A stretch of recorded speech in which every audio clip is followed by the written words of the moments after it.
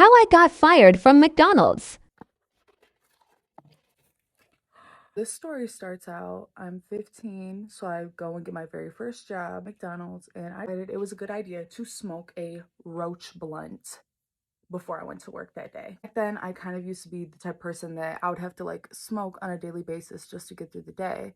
So at the time, I could smoke and still function normally, or at least till where nobody could really tell. Or so I thought. So I was a cashier, meaning that I did either the first window or I did what they called lane two, which was taking orders and also making drinks for the front counter in the drive-thru. When I came in, they said, "Hey, Fernay, you're gonna be on back cash today," meaning the first window. At the time, I was just first learning back cash, so I was kind of a little bit iffy on it. Come across this order. It's about a $30 order. There's like a kid's meal and there's like two regular meals, probably like a Big Mac and maybe like a quarter pounder or something like that. In the system, whenever you cash somebody out, you have to either press in how much the credit total is. You press a button that says credit or debit, or you can press a button that says cash and it'll open the drawer. Well, this woman handed me a credit card and I pressed cash to stop what I was doing, and I had to go get the manager to be like, "Hey, I need you to fix this." So she comes and fixes it, and she's a little bit, she's a little bit skeptical. Then a few seconds later, she walks away, and I make the same mistake all over again. Remember, to put that back in the system, the manager actually had to punch in the entire order all over again from scratch and delete it out of the system as a refund. I messed up again and had to call her over less than 30 seconds later, and she comes back over and she's like, "How did you fuck that up?"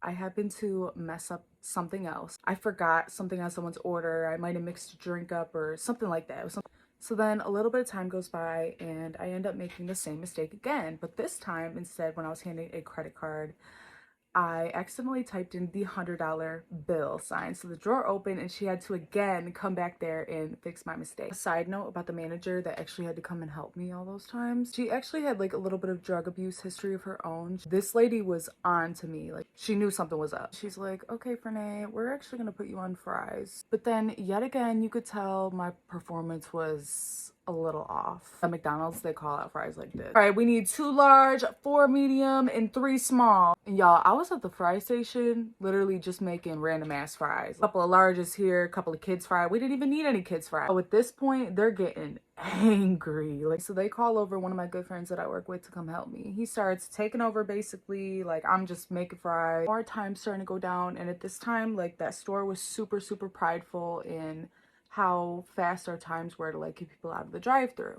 The district manager walks in. I've only been on shift for about maybe 45 minutes. And Robin immediately picks up on the fact that my performance is off, because she used to always compliment me on like how good I was in my service and how quick I was in the restaurant. Me and Robin make eye contact.